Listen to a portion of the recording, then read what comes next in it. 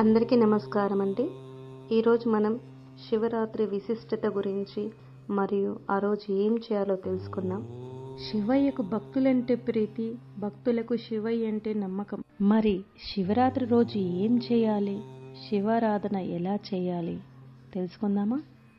ఆ రోజు ప్రతి ఒక్కరూ ఉపవాసం, జాగరణ ఉండటం, రోజంతా శివనామ స్మరణతో గడపడం, ప్రదోష వేళయందు శివుని అభిషేకించడంతో పాటు విశేషించి శివుడికి బిల్వార్చన, రుద్రాభిషేకం వంటివి చేయటం శ్రేయస్కరం.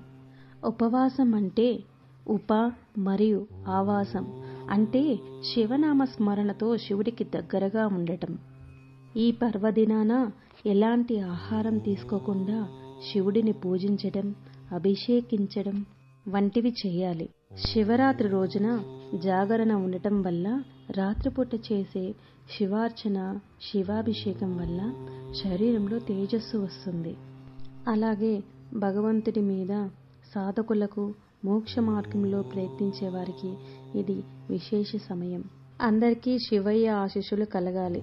ఓం నమః శివాయ.